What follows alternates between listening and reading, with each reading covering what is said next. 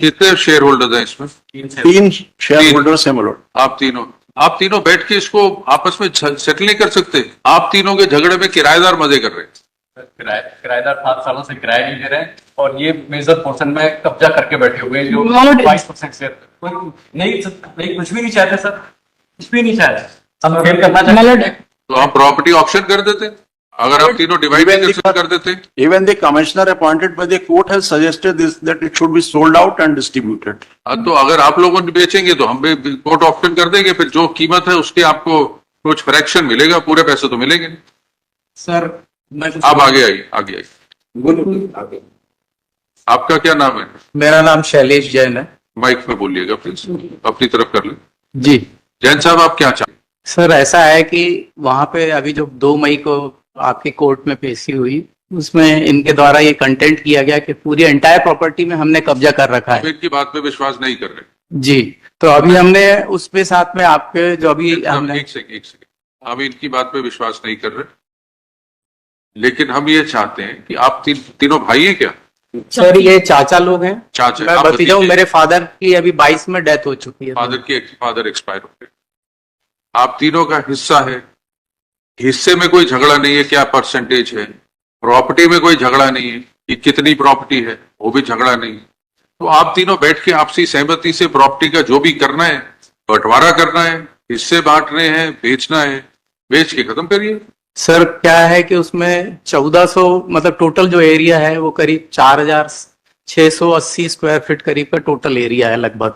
उसमें से हमारे पास 800 स्क्वायर फीट में हमारी दुकान है मात्र, और बाकी जो है उसमें अभी हमारे फादर ने 250 स्क्वायर फीट एरिया की एक दुकान पीछे किराएदार किराया नहीं देता था, तो उससे 99 से लड़ करके और कोर्ट के माध्यम से 16 में उसको एविक्शन का हुआ, मगर अल्टीमेटली वो आगे ना जाए तो 2018 में उसका पोजेशन मिला है।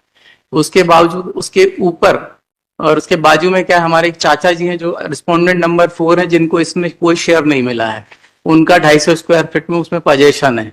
ये बात हमारे अवार्ड में भी मेंशन्ड है, और जो हम लोगों का फैमिली बाकी हिस्से में और उसके ऊपर में सर RSS थी एक संस्था, राष्ट्रीय स्वयंसेवक संघ, उससे मेरे फादर बहुत समय से चर्चा कर रहे थे, और उसका अल्टीमेटली अभी उनकी डेथ होने के बाद में मुझे पोजेशन मिला है अक्टूबर 2022 में।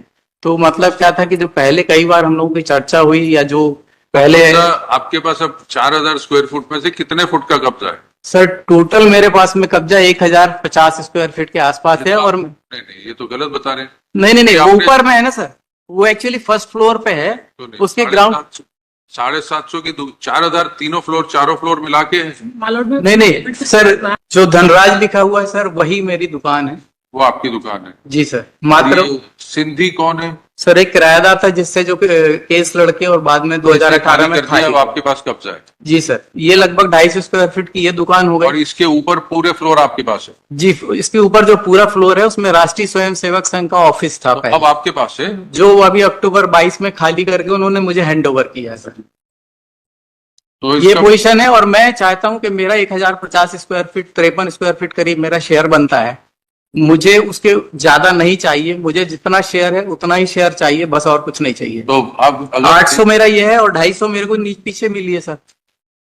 आप 1000 गज आपका कब्जा, 1050 पे। 1000 फुट आपका कब्जा, हाँ इनका क्या कब्जा?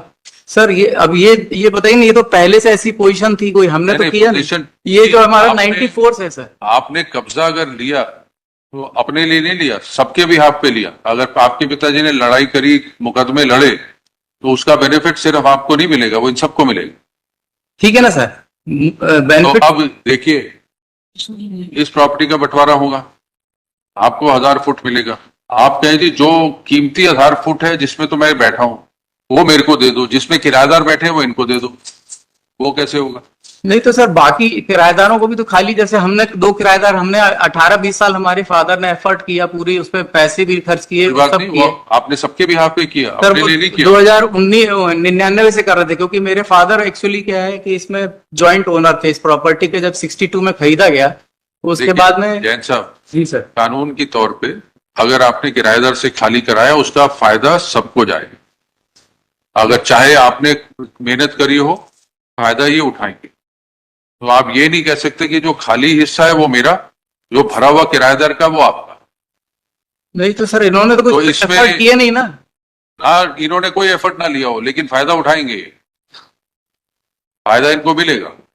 इसका हल सिर्फ ये है कि एज इट इज सिचुएशन में पूरी की पूरी चीज बेच दी जाएगी और आपको आपका हिस्सा, इनको इनका हिस्सा सर- कैश में मिलेगा। अगर कोर्ट बेचेगी तो कुछ नहीं मिलेगा। सर एक्चुअली क्या है, जैसे 48 फीट का फ्रंट है रोड पर, टोटल फ्रंट है, ठीक है, और 90 मतलब 5 फीट का साइड फ्रंट है।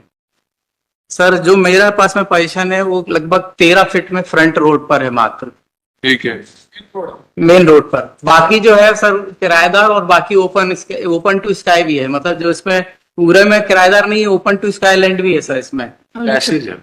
ये जो पैसेज, पूरा पैसेज छोड़िए सर, 3 फीट का पैसेज है उसमें सर। बात आपका परसेंटेज कितना है इसमें दुकान, सर मेरा परसेंट 22.5%। और जो ये आपके कब्जे में है ये पूरे का कितना बनता है? सर 1053 स्क्वायर फीट नहीं मेरा नहीं, दो कब्जे हैं ना, एक तो आगे वाला, एक ऊपर वाला, एक पीछे वाला। जी। जो ऊपर बना हुआ वो आपकी दुकान के ऊपर ही है कि पूरी बिल्डिंग के ऊपर है? नहीं नहीं, वो पीछे वाली बिल्डिंग में है सर, जो ऊपर है। जो सिंधु पर्सन के ऊपर, हाँ, सिंधी पर्सन जो लिखा है सर इसके ऊपर, और जो प्रदीप कुमार जैन लिखा है उन दोनों के ऊपर में जो है वो आरएसएस का था, वो आपके पास है। वो अभी सर 22 में हमें मिला है। और ये जो आपकी दुकान है जी सर। ये कितना परसेंट बनता है एरिया? सर ये मतलब 800 स्क्वायर फीट टोटल है, तो 1000 मतलब ये लगभग बनेगा मेरे ख्याल से 18 फीट के, मतलब परसेंटेज वाइज देखेंगे तो 17% के आसपास बनेगा। 17-18% के आसपास। जी सर। सर इसमें क्या था, जो किराएदार थे और एक जो चाचा जो प्रदीप कुमार जी हैं, ये उसमें डिस्प्यूट कर रहे थे, जो अवार्ड होने के बाद में भी ये किराया निकालने नहीं दे रहे थे। तो इन्होंने, दोनों चाचा लोगों ने हमारे फादर को पावर ऑफ अटॉर्नी दी थी 2016 में, नहीं, वो सब ठीक 2010 है। में। वो सब ठीक है, या तो आप समझौता करिए, नहीं तो प्रॉपर्टी बिक जाएगी। तो सर मैं तो समझौता किया, हमने 2-3 बार बैठ करके, कि जो ट्रायल कोर्ट में भी आप देखें- क्या चाहते हैं बताइए? सर मैं चाहता हूँ। एक चीज ये समझिए, जी सर। अब इस समय समझौता ये होगा जिससे आपको लगे कि ये भी खुश, मैं भी खुश। जी सर। आपके हिसाब से 18%, आपका 22% हिस्सा है, जी सर। 18% खाली है और आपके कब्जे में, जो आपकी दुकान है, पीछे वाला नहीं और संग वाला नहीं, जी सर। वो 18% है। बाकी सब डिस्प्यूट में। ठीक। और इनको इनकी दुकान दे दे, बाकी आप ले लो। नहीं सर, उसमें पैसेज ही है सर, वो किराएदारों के लिए पैसेज है। जो नक्शा है ये 14 फीट में इन्होंने है और 19 फीट में उसमें किराएदार है, और 10 फीट का पैसेज है। हम लोगों को 77.5% शेयर यदि हम दोनों का है तो हम लोगों के लिए कुछ है ही नहीं उसमें, किसी से हम बात ही नहीं कर सकते। नहीं नहीं, देखिए, जो इनके पास दुकान है आगे की, नक्शा खुला हुआ ना आपके पास? जी जी। जो दुकान इनके पास है वो कह रहे हैं 18% के करीब है, इनका हिस्सा 22 से ज्यादा है, 22.5% है। नहीं, हम तो चाहते हैं कि हम लोगों को पूरा हिस्सा पूरा सेल कर दिया जाए, हम लोग पूरा उसको सेल कर दिया इस प्रॉपर्टी को, और उनको उनके परसेंट से शेयर दिया जाए। ये भी चाहते हैं, ये इनका भी 43 है, मेरा भी 34.5, हम चाहते हैं उसको सेल किया जाए, या तो हम लोगों के कंसेंट से बिके, या आपको कुछ भी हो। मिलेगा क्या? सर कुछ भी हो, वो हमको 22 सालों से परेशान कर रहे हैं। ये देखिए शोरूम बना हुआ है, इसको फोटो देखिए सर, इसमें देखिए शोरूम पूरा शोरूम है। ये देखिए सर, जो किराएदार खाली हो रहे, कब्जा उनका सारा किराया। फाइनल डिग्री किराए भी ये रख रहे हैं। एक सेकंड, जो सिंधी पर्सन वाला है वो, और ऊपर जो संघ से हुआ है वो आपको खाली मिलेगा। वो सर उसका कोई यूज नहीं, क्योंकि वो पैसे से सर कहीं से कुछ नहीं, उसका पीछे का कोई वैल्यू नहीं सर उसकी। Malad, in this situation, it would be appropriate that a final degree be passed unless and until, Malad, Final decree can only be passed once the property is auctioned and sold and shares divided. There is no final decree till now. It is a question of an execution. final degree proceedings has to be taken by the parties, and then it would be Final- divided by meets and bounds. If it is not possible to divide it by beats and bounds, property has to be put to auction. Or Commissioner the of executing Minor court would, has also submitted the same report. So we'll auction the property. Malad, the difficulty is that even if we sit together, they have filed some You several cases. participate, you bid. You bid for the property. We'll permit the parties to participate in the auction. Malad, they file the execution, then they take a back step. So if the proceedings are carried before the There is, please executing court, understand this. yes. There is no requirement of an execution because till date there is no decree. There is a question of an preliminary decree has been passed and execution was filed, execution dismissed in default. Yes, well, that is that execution can be filed. There is no execution, final decree has not yet been passed. Proceedings are still pending at a stage between final and preliminary and final decree. Sir, No, there's a judgment to the effect if lordship can. Saying what? Well, it says that non-initiation of final decree proceedings subsequent to passing of the preliminary executability of preliminary held, what can be executed is a final decree and not a preliminary decree unless and until final decree is a part of the preliminary. This is exactly what you are saying. Now you've got a judgment against you. This is exactly what we were saying. Till now, final decree is not passed. We are still at the stage of preliminary decree. So there's no question of an execution becoming time barred or anything. So the time bar aspect is there, my lord. That has been So- put by. Preliminary decree passed. Now stage is either we relegate you to the trial court. Yes, You yes. continue to litigate. Or with the consent of parties, if you agree, we'll appoint a commissioner, he'll auction the properties, or if you can jointly sell it, nothing like it. sir, You participate, you get a buyer, ये इनके हिस्से का buyer ले आओ, आप खरीद लो property. Sir वो उनसे उनको प्राइस बताना नहीं है तो कैसे? आज मार्केट वैल्यू कितनी होगी पूरी प्रॉपर्टी की एज इट इज हालत में, जिसमें ये आपका पोर्शन खाली और बाकी किराएदार है, कितनी कीमत होगी?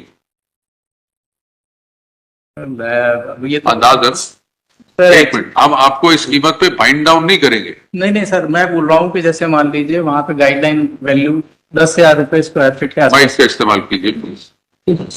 Sir guideline value will be approximately 10,000 rupees a square feet over that. कितना हो गया total? Sir something around 5 CR. 5 crore हो गया. जी आप बायर ले आइए, आपका उसमें से 22% है, मतलब 1.25 करोड़ आपकी कीमत है. 5 में से 1.25 करोड़ इनको 4 ही देना है. जी. आप 4 का बायर ले आइए. एक मिनट, आपके हिसाब से कितनी कीमत है? हम खरीद लेंगे सर 1.25 करोड़ में उनसे. आपके हिसाब से ज्यादा कीमत. बहुत ज्यादा है, वो कुछ भी बता रहे हैं. चलो ऐसा कर ले, सर आप अपने 22% का शेयर आप इस प्रॉपर्टी की कीमत डालिए. आपका 22% है, इनका 78% है. 22 है पूरा, कितना है? 22.5. सर 22.5% है मेरा शेयर. और जैसे मेरा फ्रंट भी अगर मान लीजिए आप फ्रंट की कोई कीमत नहीं. अब ये नहीं नहीं सर 48 फीट अगर फ्रंट है टोटल तो उसमें भी तो मेरा शेयर मेरे प्रोपोर्शन नहीं, पे आएगा. उसमें ऐसा है कि आप 22% के मालिक हैं, आप ज्यादा कब्जे में बैठे हैं, ज्यादा कीमत में बैठे हैं. इनको किराया दीजिए पिछले 50 साल का. जो आप दुकान इस्तेमाल कर रहे हैं उसका किराया दीजिए इनको. आपके 1.25 करोड़ से 20 लाख पे आ जाएंगे. सर आप बाकी किराएदार 200 रुपए में. आगे किराएदार तो बाहर की पार्टी हैं. आपका 22% ज्यादा का हक नहीं है, आप इस प्रॉपर्टी से ज्यादा कमा रहे हैं. नहीं सर, हमारे फादर वहां पे एक्चुअली में जो भी फर्नीचर थे, का. उनका हिस्सा नहीं है 22 से ज्यादा. तो आप सर हम नुकसान में रहेंगे अगर इस चीज में जाएंगे तो. नहीं नहीं सर, मैं अपने शेयर से ज्यादा पोजीशन में हूं नहीं, मैं यही तो बोल रहा हूँ. मैं तो वो अभी नहीं है, आप पोजेशन में है, ये पोजेशन के बाहर है, ये पोजेशन में नहीं है. तो आपका जो हिस्सा है उसका जो पोजेशन का आप 22% का प्रॉफिट कमा रहे हैं, वो 22% सबके बिहाफ पे है. सर अगर उसका 80% हिस्सा इनको देना पड़ेगा. सर अगर टोटल प्रॉपर्टी में ओपन टू स्काई लैंड मतलब मेरी भी अगर जोड़ लेंगे और जो खाली हो गई है वो भी जोड़ लेंगे तो मात्र 1440 स्क्वायर फीट जो जगह है वो अब किराएदारों के पास में है. देखिए, बाकी तो बेटर ये होगा इसको समझौते से सुलझा लीजिए. आप एक काम कर सकते हैं, आप कीमत लगाइए. आपने कहा जी 5 करोड़ है पूरी प्रॉपर्टी की एज इट इज हालत. आपका 22.5% है. आपको 5 करोड़ की कीमत से 22.5% ही आपको दे देंगे. कब्जा इनका, किराएदारों से ये निपटते रहेंगे. आप इनको प्रॉपर्टी हैंड ओवर करिए. चलिए, सर मेरा एक्चुअली में बिजनेस हो रहा है, मैं ये लोग तुम्हारे फिर आप इनको खरीदिए. तो सर इनका ये अपनी 80% कीमत खरीदिए. सर ये कीमत वही तो आपको समझा रहे हैं. आप 22% से बिजनेस कर रहे हैं और कमाई कर रहे हैं, ये जीरो है. तो आप जो कमाया इतने सालों में उसका इनको हिस्सा दीजिए, क्योंकि इनका हक है इस प्रॉपर्टी. जिस प्रॉपर्टी में आप बैठे हैं, जिस दुकान में आप कब्जा करके बैठे हैं और बिजनेस कर रहे हैं, उसमें इनका 80% हक है, आपका 22% हक है. सर मेरे फादर को इन्होंने एक मिनट. अब वो कहानी है खत्म. नहीं नहीं, आप सर पावर ऑफ अटॉर्नी देते हैं एक तरफ ये, और दूसरी बात में ये हमारे ऊपर क्रिमिनल केस करते हैं फादर को कि आपने किराया ले लिया. देखिए, वो और- चीजें सब अलग हैं. that are तो filed. इसलिए आप नुकसान में रहेंगे अगर इसको आखिर तक ले जाएंगे लड़ाई. आप कीमत बताइए. अगर आपको इन्होंने ये कह रहे हैं 5 करोड़ आपने लगाई, आपको 1.25 करोड़ देते हैं. और सर ये जैसे क्या देने है, को तैयार है? नहीं सर, हम तो बेचना नहीं चाहते क्योंकि तो हमारा तो फिर दुकान है ठीक सर, हमारी हम इनके हमें अपना हिस्से- शेयर दे दीजिए सर, हम सिर्फ इतना आपसे निवेदन करेंगे, हमारा इनके हिस्से शेयर का जितना 80 सुनिए, इनके हिस्से का 80% इनको दे के खरीद लीजिए इनका हिस्सा। Commissioner ने भी same एक- rate सब। Tenants, आपको ये दुकान तो खाली करनी पड़ेगी। अगर बचाना चाहते हैं तो इनका हिस्सा खरीद लीजिए, नहीं तो ये दुकान या कोर्ट बेचेगी या आप मिलके बेचेंगे। पार्टीशन का कानून बड़ा सीधा है, अगर तो बंटवारा हो सकता है होगा, रिपोर्ट आ चुकी है, नहीं हो सकता। नहीं सर, ये जो रिपोर्ट आई उसके बाद में 2 किराएदार खाली हुए, ये 2005-6 तो जो किराएदार खाली होता जाएगा उसका बेनिफिट मिलता जाएगा। आप ले लीजिए सारी, इनका हिस्सा खरीद लीजिए 80% मार्केट वैल्यू पे, इनका हिस्सा खरीद लीजिए। सर ये अपना रेट बता देना कि हमको इतने में बेचना है, हमको बेच खरीदना होगा। आपने रेट 5 करोड़ लगाया, सर आपने बोला ऐसे रफली क्या होगा, तो मैंने चलो वो ठीक है। बताया एक गाइडलाइन अच्छा, ठीक है। सर। आपको समय देते हैं, आप रेट बताइए, उस रेट पे 22% का जो रेट आप बताएंगे उस पे या तो ये अपना हिस्सा आपको बेच देंगे या आपका खरीद लेंगे।